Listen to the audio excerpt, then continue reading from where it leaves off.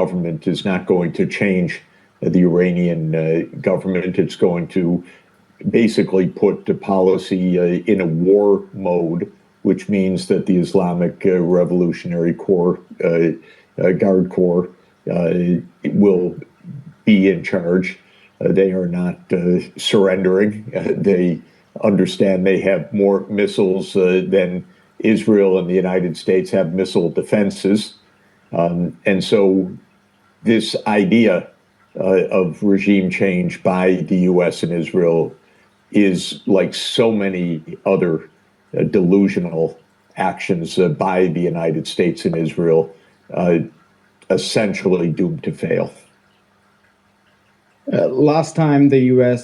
made a full invasion in the region was Iraq in 2003, which led to massive destabilization of the region, including creation of forces like the Islamic State, which has now become, or maybe even before, have become allies of the U.S., paradoxically.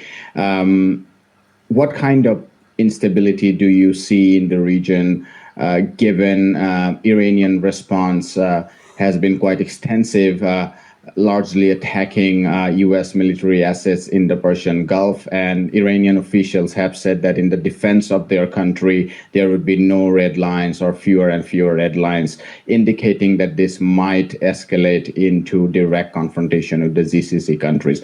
What kind of destabilizations do you foresee? Well, the first point, obviously, is that the Gulf states are semi-vassal states of the United States, or in some cases, essentially vassal states. They house the U.S. military, and this is always double-edged, or even maybe single-edged with a blade at their throat, which is that housing the U.S. military means not that you're protected by the United States, but that you are a vassal of the United States. You can't object to the U.S. They will overthrow you. They will create a regime change operation in their own territory. Having U.S. military bases means having CIA operations actively operating on your territory. So this is unfortunately the state of the Gulf region. The Gulf region cannot speak its mind and doesn't speak its mind. And Iran is attacking these U.S. assets and showing the Gulf region that basically Kissinger's old adage, to be an enemy of the United States is dangerous, but to be a friend is fatal. And this is what is happening right now. I recommend to any country, by the way, if you don't have a U.S. military base, don't think about it. If you do have one, invite them to go home so that you can have sovereignty. I always recommend to India on every occasion, get out of the Quad, for God's sake. This is absolutely self-destructive of India's interests, to be playing games with the United States this way. India is too great a power to be playing U.S. games. So this is what the Gulf countries are seeing right now. And what is your sense of the impact of Iranian response on Israel as a state and society? We're in the early days, and a lot will be decided in the battlefield. I am not an original expert on such issues, but the ones that I listen to say that Iran has more missiles than the U.S. and Israel have missile defenses. If that's the case, then what we have in the coming days is a war of attrition between missiles and missile defenses. And since the United States will not knock out Iran in this process, it means that Israel will be very vulnerable to Iranian attacks, maybe not in the next week, but in the next weeks. This is a military question predominantly.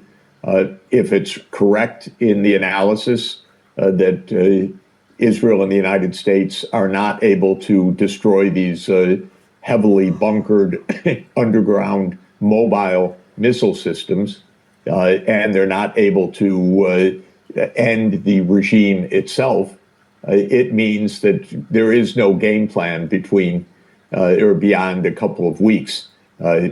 By all military accounts that I hear, the U.S. has 2 or 3 weeks of its munitions in the region to carry out this bombing.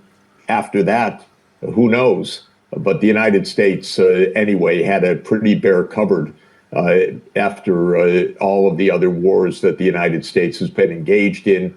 The Israeli campaign in Gaza, which put a lot of stress on U.S. inventories, the Ukraine war. So there's a lot of bravado, but there's quite possibly going to be a clarity of this situation in 2 or 3 weeks, showing that if the first strike didn't do it, this has been a losing proposition. That's what we hear Trump was advised. We'll see. One of the objectives, apart from breaking up Iran, is to diminish the influence, rising or growing influence of China and Russia in the region. There are 2 questions on that front. One is, what kind of support would Russia and China give Iran, given Iran has been attacked? There are talks about Russian missile defense systems that have already been transferred, S-300 and so on. There are also reports about Chinese radar system to counter U.S.-Israeli stealth missiles. What kind of support would they give? And secondly, what would be, would the U.S. and Israel be able to diminish Russia and China's growing influence in the region? Well, again, China and Russia will definitely support Iran in a number of ways, some that we'll know about, others that we will not know about. But in terms of munitions, intelligence, raw materials, and finance, Iran will get support, no question about it. And that is because the converse of this is that part of the U.S. Aim of hegemony is to commandeer the oil exports of Iran, which go heavily to China, because the United States is trying basically to break the flow of oil to China, whether from Venezuela or Iran or Russia. And so this is part of a crazy U.S. game plan that has China in its sights, not Iran. Let's just say the U.S. is in way over its head, in my view. China's approach in general is keep the powder dry. China does not get involved directly in wars. It lets the United States spend trillions of dollars in wars. It lets the United States get entangled in all of these events. It lets the United States fall through its own devices. So China will not openly fight, but it will definitely support Iran.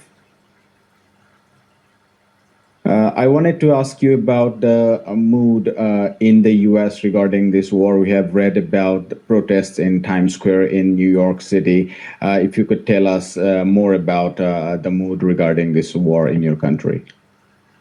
Just before the war started, the opinion polls showed that around 20% of the public supported a war. The overwhelming majority opposed the war. Trump campaigned against regime change operations. So what is happening right now, which is a longstanding CIA Mossad program, is not what Trump told his own people. Trump himself is unpopular and increasingly unpopular. This war will accelerate the decline of his popularity unless, out of all reason to doubt it, the U.S. has some kind of win, so-called, in this. Even then, the boost would not be significant, but it's very unlikely that there will be any boost. Rather, there will be negative fallout politically from this. And if the fighting goes as is widely anticipated, that Iran holds its ground and actually gains an edge over time as the anti-missile systems are depleted, Trump will possibly see a plummeting of his support. So what you have is an unpopular regime that is already in a process of losing support. If we have open elections in November, and Trump may well try to stop that, but if we do on schedule, he will lose them. And that will be a further big political blow because he will then be impeached by a majority in the lower house. And so this is a failed presidency, in my view. I've said that from the very beginning. I've said to Indian friends, don't cater to this man, don't trust this person, don't make concessions to him, don't be part of the Quad with him. Just be careful. Watch your ground. This is a failed presidency. And I think that that's how it's going to play out. We saw massive protests during the genocide, particularly in the U.S. campus, university campuses. In contrast, during the kidnapping of the Venezuelan president, there were very muted demonstrations. I wonder, are these demonstrations extensive in the U.S., or is it not even an issue when it comes to domestic politics? Or in other words, is the Middle East not even an issue within domestic politics? I'm sure that this is an issue, but the way it will become an issue is through events in the coming days. If there are American loss of lives, if Iranian missiles pierce Israel's Iron Dome, which is very likely to be the case, if there is a big spike of oil prices, which is very possible, that will give an immediacy to this issue. There is an opposition to what's happening. I don't know, as of Sunday morning, my time, whether that's manifesting on the streets across the U.S. I spent a lot of the day yesterday at the UN, not really observing what's happening inside the U.S., so I can't give you a definitive account, but it will generally be something that will take place over weeks rather than hours in this case. Just to say, there was a Gallup survey also that was released a few days ago, which showed that for the first time in history, more Americans side with the Palestinians than with the Israelis. This is a very important change. If I remember correctly, and I may have the numbers slightly wrong, it was 41% said that they are on the Palestinian side, 36% for Israel. This is a swing from something like 60% pro-Israel, 15% Palestinian a few years ago. This is a momentous change. Israel is, in my view, committing a kind of political suicide by its really fascistic practices. Talking about the UN, large sections of people across the world have rightly, in my opinion, considered the UN and the international rule-based order to be very, very ineffective, particularly when the US decides to invade or bomb countries unilaterally. I wonder your thoughts about any mechanisms through the UN that can be moved in to counter this criminal and illegal war. I was at the UN Security Council yesterday. Actually, the British stopped me from testifying because I had been invited to testify, but the British, because they are such lovers of free speech and open debate, stopped me from testifying. They had the presidency of the council until yesterday. By the way, as bad as the United States is, in my opinion, the English are worse. I used to say the British are worse, but I got an email from somebody in Wales a few months ago, and they said, Mr. Sachs, don't blame the Welsh. We haven't done anything. It's the English. I think the English are the worst, actually, the most violent, arrogant, empire-obsessed people on the planet. They don't know that they lost their empire till this moment. In any event, they stopped me from testifying, so I'm just ranting a little bit. But what we saw interesting at the Security Council yesterday was a big division. Most of the countries blamed Iran. They blamed Iran for being attacked. It was extraordinary. But when you looked at it, it was very simple. If the U.S. has a military base in your country, you go with the U.S. propaganda line. And there were, by my count, 8. I actually have the list here: Bahrain, Colombia, Denmark, Greece, Latvia, Panama, UK, and US that either have US military bases or give the US military rights to the local bases. Those countries essentially blamed Iran because they're vassals of the United States. It's very hard to be a sovereign country with the US military on your soil. This has been the US trick all along. And it's the trick in Europe, which is a vassal region of the United States. It's the trick in the Gulf. And so we had the absolute stunning facts of Latvia and Denmark. I'm looking at my list, speaking harshly about the unprovoked attacks by Iran. You know, through the looking glass, completely the opposite of the truth. Yet that's what happens when you become a U.S. vassal state. The U.S. is today's British Empire. It is a violent, rapacious empire that rules by decapitation strikes or regime change operations. And if you are part of that empire because you house the military, if you're part of NATO because you have military bases in the Gulf, you don't speak clearly.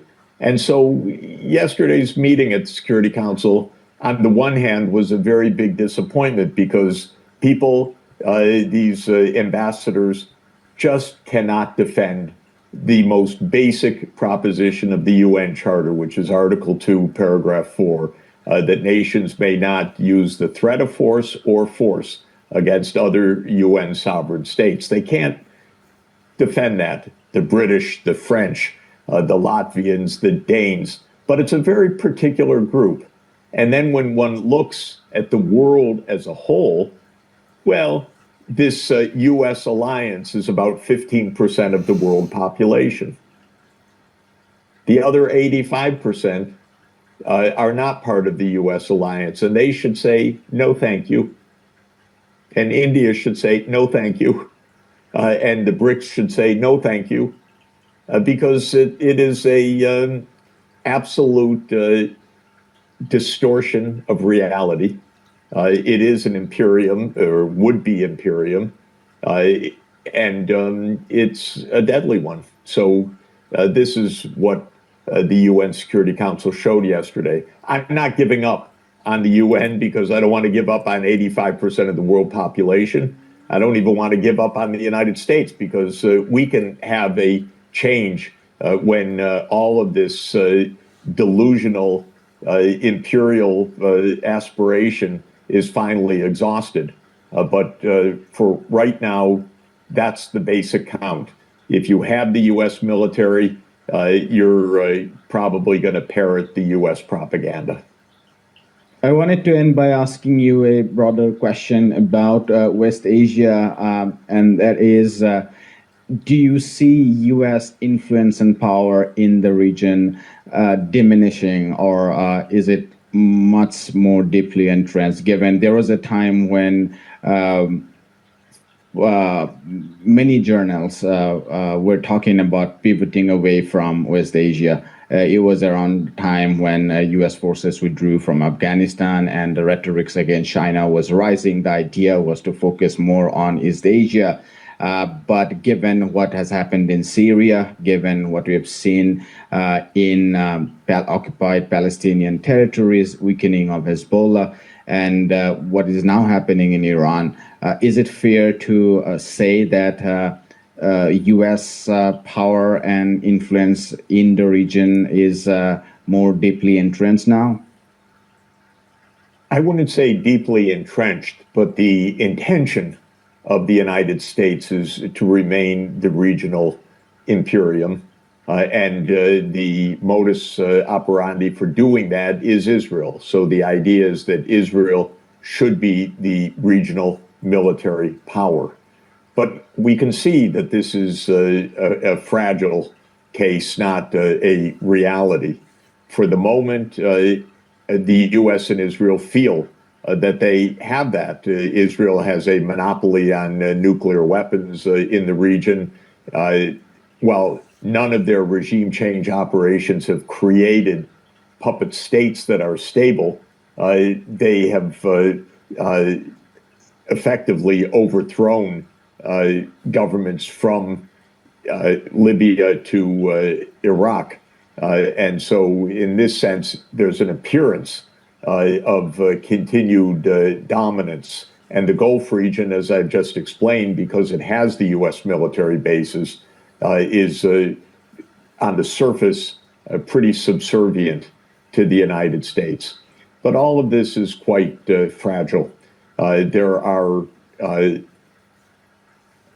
very strong civilizations in the region, of course. This is a cradle of civilization. Iran is not going away, not in a 2-week military strike.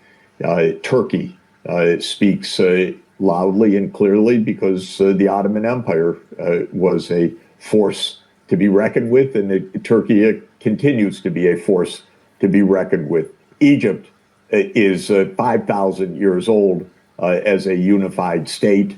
It's 100 million people. It's not, it is vulnerable, but it is not subservient to the United States. The Arab region feels that this is a bum deal that they're getting. They had Ottoman rule for hundreds of years, then they had British rule, now they have American rule. I think that they actually would like sovereignty. So I don't feel that this is an end game either. My view is the United States is fighting for its global hegemony, but it's not winning the global hegemony because the realities are that we're already in a multipolar world where the United States has no particular chokehold on anything, though it still has a very powerful military. From my point of view, as pivotal and dramatic as these events in Iran were, an equally pivotal event was Chancellor Merz's visit to China and watching Merz watch in amazement the robotics demonstration taking place in China.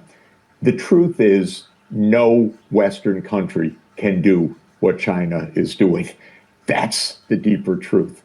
China is keeping its powder dry. It's not going to war. It's not as stupid as the United States. It's not squandering its resources like the United States is doing. So there's a deeper pattern here. And I hope that India follows that line as well. Finally, Lord, if an Iranian is listening to this program as an American, what would be your message? Well, my message is, of course, sorrow, condolences, sympathy.